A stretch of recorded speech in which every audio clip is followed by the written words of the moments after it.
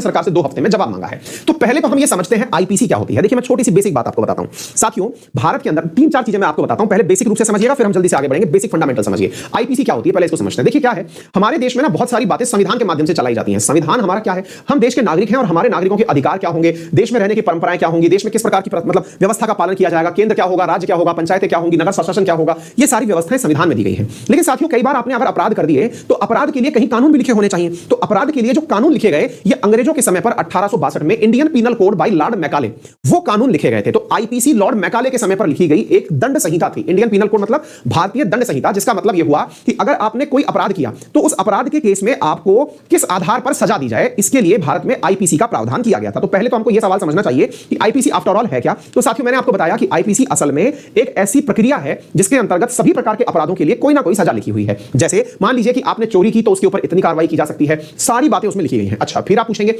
Sir फिर ये CrPC क्या होता है। तो साथियों ये है क्रिमिनल प्रोसीजर कोड। अब इसका मतलब क्या होता है, यदि किसी व्यक्ति को सजा दी जानी है ये तो समझ में आ गया, लेकिन सजा से पहले उसकी कौन सी प्रक्रिया फॉलो की जाएगी कि मजिस्ट्रेट तक उसको ले जाना है तो कितने पुलिस के अधिकारियों जाएंगे उसको ले जाने के लिए, मजिस्ट्रेट तक पहुंचाने के लिए क्या करना होगा, किसी व्यक्ति को गिरफ्तार करना है, महिला की गिरफ्तारी में एक महिला कर्मचारी की जरूरत पड़ेगी, दैट इज सीआरपीसी। तो सीआरपीसी तो क्या है, जिसमें प्रोसीजर लिखे हुए हैं कि किस प्रकार से किसी अपराधी को गिरफ्तार करके पहुंचाया जाएगा मजिस्ट्रेट के सामने या सजा दिलवाने की कार्रवाई की जाएगी। आईपीसी में सजा लिखी हुई है, ये 2 बातें समझ में आ गई। अच्छा इसी आईपीसी में एक धारा है जिसका नाम है 124A। उस 124A में लिखा हुआ है कि यदि कोई व्यक्ति सरकार के खिलाफ कुछ बोलता है तो ऐसी, अब देखिए मैं इस शब्द को भी बहुत सही से बोलना चाहूंगा क्योंकि अल्टीमेटली यहां शब्दों की ही लड़ाई है, तो जरा इसको समझे पहले आप। इसमें 4 बातें लिखी हुई है, जरा आप पढ़ें। किसी व्यक्ति के ऊपर राजद्रोह कब लगेगा तो इसके बारे में 4 तरीके बताए गए हैं। नंबर 1 क्या बताया गया है, आपके द्वारा बोले गए शब्द, लिखे गए शब्द, संकेत, कार्टून, पोस्टर या किसी तरह की प्रस्तुति, ऐसे सभी चीजें जो देश में अशांति पैदा कर सकती हों, देश में असंतोष पैदा कर सकती हों, देश में दंगे भड़का सकती हों, ऐसी चीजों को किसमें रखा जाता है, ऐसी चीजों के आधार पर जो सजा दी जाती है वो आईपीसी की धारा 124A के तहत दी जाती है। 4 स्रोत हैं, जरा सुन लीजिएगा कौन कौन से हैं। आपने कुछ ऐसा बोला जिससे देश में अशांति फैल जाए, जैसे आपने बहुत बार देखा होगा बहुत सारे राजनेता होते हैं जो सांप्रदायिक बयान दे देते हैं, तो उनके ऊपर यह धारा लगाई जा सकती है जिनकी वजह से अशांति फैल सके। नंबर 1। दूसरा, लिखे गए शब्द, आपने कोई ऐसा आर्टिकल लिख दिया जो कि विवादित है, आपकी बातों से ऐसा प्रतीत होता है कि देश में आपकी वजह से असंतोष पैदा हो सकता है।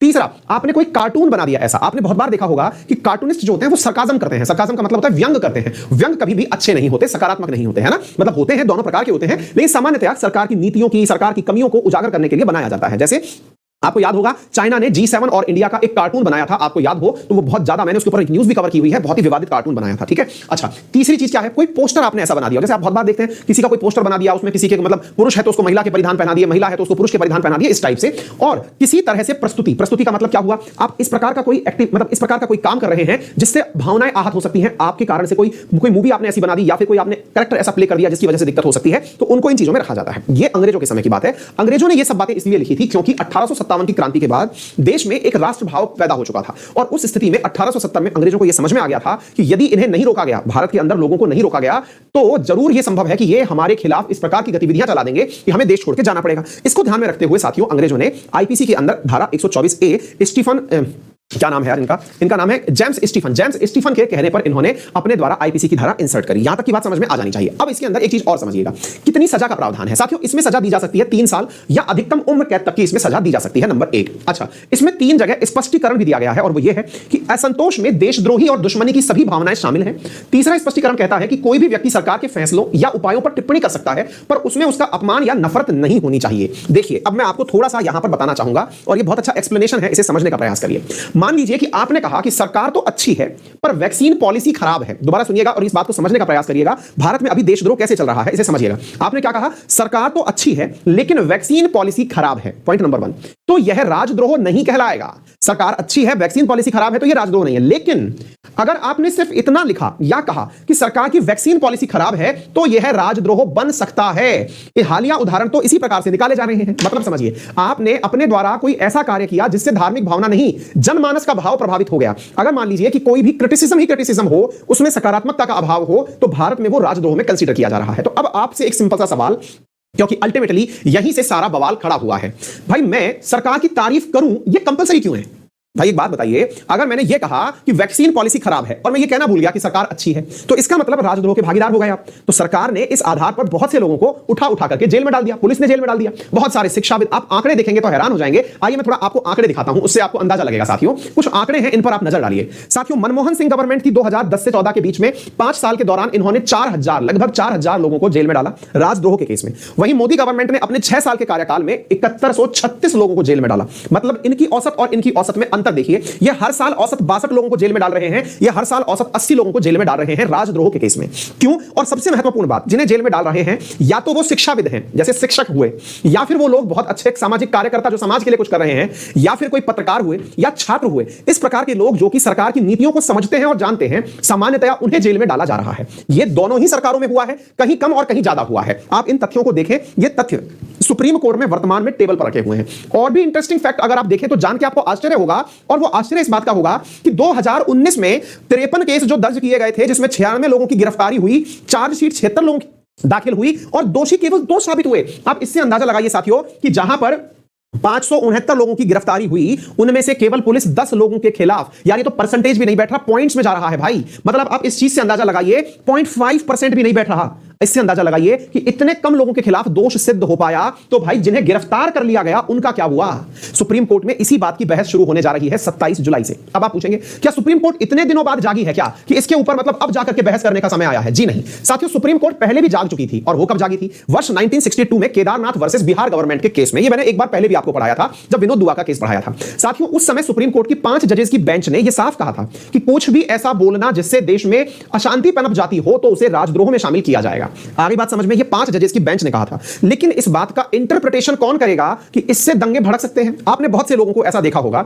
आज उन्होंने क्या कहा यह महत्वपूर्ण नहीं है, लेकिन कल को वो व्यक्ति कोई बहुत अच्छे पद पर चला गया, तो आज की ये जो जानकारी जो उसने आज कही थी, इसका समय काल परिस्थिति उसके आधार पर उपयोग करके उस समय इस मसले को एकदम हॉट टॉपिक बना दिया जाएगा। इसको थोड़ा सा ऐसे समझिए। आप लोगों ने बहुत बार ऐसा देखा होगा, जब भी कोई व्यक्ति किसी बड़े पद पर पहुंचता है तो उसका पुराना कोई ना कोई खंगाल करके मामला निकाल लिया जाता है। जैसे रिसेंटली मनसुख मांडविया जी के साथ हुआ। मनसुख मांडविया जी हाल ही में भारत के स्वास्थ्य मंत्री बनाए गए, उर्वरक और रसायन मंत्री ऑलरेडी थे। जब स्वास्थ्य मंत्री बनाए गए तो उनके कोई बहुत पुराने एक ट्वीट को निकाला गया जिसमें उन्होंने इंग्लिश में कुछ गलती की हुई थी। उस इंग्लिश की गलती को निकाल करके उसे ट्रेंड करा दिया गया कि बताइए ऐसे लोग हमारे देश के स्वास्थ्य मंत्री बनेंगे। मतलब लोग जो हैं वो कमियों का भी पिटारा बना के रखते हैं, उपयोग तब करते हैं जब सही समय आएगा। ये तो बिल्कुल वैसे हो गया जैसे गृहिणियों में, मतलब हस्बैंड वाइफ की लड़ाई जब चल रही होती है तो वाइफ सारे गुस्से का उपयोग सेम डे नहीं करती है, बचा के रखती है कि बेटा एक दिन आएगा तब हम इस पर्टिकुलर बाण का उपयोग करेंगे तुम्हें चुप कराने में। तो ये जो चीजें चल रही हैं ये राजद्रोह में किस प्रकार से उपयोग में आएंगी, इसके ऊपर सुप्रीम कोर्ट बहस करने जा रहा है। तो हमने क्या मुद्दा समझने का प्रयास किया कि किस प्रकार से, तो ये आईपीसी की धारा 124। इसमें मजेदार बात एक और सोचिए, जिस देश ने हम पर शासन किया उस देश ने खुद 2009 में इस कानून को अपने यहां से हटा दिया। अपने आप में ये बड़ी बात है। दूसरी बड़ी बात, भारत में भारत के कौन से कानून हटा दिए जाने चाहिए या कौन से नए कानून बनाने चाहिए, इसके लिए समय समय पर लॉ कमीशन काम करता है। साथियों खुद लॉ कमीशन ने 2018 के अंदर यह रिकमेंडेशन दी कि जनाब इस राजद्रोह वाले पर्टिकुलर इसको धारा को हटाइए क्योंकि इसका यूज कम और मिसयूज ज्यादा हो रहा है। ऐसा खुद लॉ कमीशन अपनी सिफारिशों में कह चुका है। तो कहने का अर्थ यह हुआ साथियों कि ये जो ब्रिटेन है ये हटा चुका, लॉ कमीशन कह चुका, तो सुप्रीम कोर्ट खुद अब बैठकर केस पर विचार कर रहा है। उम्मीद है आप लोगों को इस बात की गहराई समझ में आ गई होगी, आपको यह समझ में आ गया होगा यह कितना महत्वपूर्ण है। साथियों अब एक और इंपॉर्टेंट बात बताता हूं, भारत में कानूनों की कितनी कम परख और नॉलेज है इसका अंदाजा ऐसे लगाइए। हमारा जो आईटी एक्ट है उसकी एक धारा है 66A, जिसमें यह कहा गया था वंस अपॉन ए टाइम कि यदि कोई भी व्यक्ति अपने द्वारा कोई ऐसा मैसेज सोशल मीडिया के माध्यम से या किसी को मतलब ऐसे समझिए कि उसने कोई ट्वीट कर दिया, कोई मेल कर दिया या किसी भी प्रकार से किसी को स्टॉक कर दिया, तो उसकी वजह से उस व्यक्ति को गिरफ्तार किया जा सकता था। लेकिन इसके अंदर कोई भी एक पर्टिकुलर लाइन नहीं खींच पाई सुप्रीम कोर्ट कि भाई किस प्रकार से 66A का उपयोग किया जाए। ऐसी स्थिति में ये जो स्पष्ट स्थिति थी इसे ध्यान में रखते हुए सुप्रीम कोर्ट ने वर्ष 2015 में 66A को रिपील कर दिया। रिपील कर दिया मतलब हटा दिया कि भाई ये 66A काम की नहीं है, इसे हटाइए क्योंकि इसका उपयोग कम, मिसयूज ज्यादा हो रहा है। बहुत सारी जगह पर पुलिस वाले जो हैं वो लोगों को इन्हीं धाराओं से डरा करके गिरफ्तार कर लेते हैं। जानकर के आपको आश्चर्य होगा कि 2015 में जिस कानून को रद्द कर दिया गया, आज भी उस कानून के चलते भारत में बहुत सारे लोग जेलों में बंद हैं। जो कानून है ही नहीं उसको भी उसके वजह से भी, और ये रिसेंटली सुप्रीम कोर्ट में केस गया था और मैंने शायद आपको 10 दिन पहले भी आपको ये बात पढ़ाई है। तो भारत में अल्टीमेटली अभिव्यक्ति की आजादी वर्सेस राजद्रोह, इसका बहस छिड़ चुका है कि अगर मैं चुनी हुई सरकार जिसको मैंने इसलिए चुना क्योंकि उसका काम मेरे लिए काम करना है, और मैं चूंकि लोकतंत्र में जब हम प्रस्तावना पढ़ते हैं तो पहली लाइन पढ़ते हैं we the people of India, यानी कि हम ही लोग हैं जिन्होंने अपने लिए संविधान बनाया। अंतिम लाइन में हम ये चीज लिखते हैं कि सोलमली रिजॉल्व दैट, यानी कि हम पूरी तरह से अपने आप को ये समर्पित करते हैं कि ये संविधान हमारा है और हमारे लिए है। तो ऐसी स्थिति में जिस सरकार को हमने बनाया उस जो जनता की सेवक होने का काम करती है, उस सरकार से हम सवाल क्यों नहीं कर सकते? यदि उसकी कोई नीति खराब है तो उसका विरोध क्यों नहीं कर सकते? और अगर सवाल करना और विरोध करना राजद्रोह है तो तो फिर लोकतंत्र का क्या अर्थ है? क्योंकि लोकतंत्र में अभिव्यक्ति की आजादी और सरकार से सवाल पूछना, यही लोकतंत्र की सबसे बड़ी ताकतों में से एक है। यदि हम चुनी हुई सरकार से यह ना पूछ सके कि आपने ये निर्णय क्यों लिया, और यदि सरकार जो हमने चुनकर के हमारे ऊपर बिठाई है वो हमें ही बने हुए कानून से डरा रही है, तो फिर यह कैसा राजतंत्र है, यह कैसा लोकतंत्र है? इस बात को लेकर के विभिन्न क्षेत्रों में एक जबरदस्त बहस चल रही है, और इसके चलते हुए सुप्रीम कोर्ट फिर से इसके ऊपर एक बड़ी बेंच बिठा रही है, और 27 तारीख जुलाई से इसके ऊपर बहस शुरू होगी। उम्मीद करिए कि अगर इस प्रकार का माहौल बनता रहा, पत्र पत्रिकाएं, समाचार पत्र, हम जैसे शिक्षाविद और शिक्षक लोग मिलकर के इस चीज को जनता में जागृति के लिए फैलाते रहे, तो निश्चित ही इसके अंदर कुछ ना कुछ समाधान जरूर आएगा। यदि आपको यह विषय समझ में आया हो तो इसे ज्यादा से ज्यादा लोगों तक शेयर करें और अपने सभी साथियों को इसे लाइक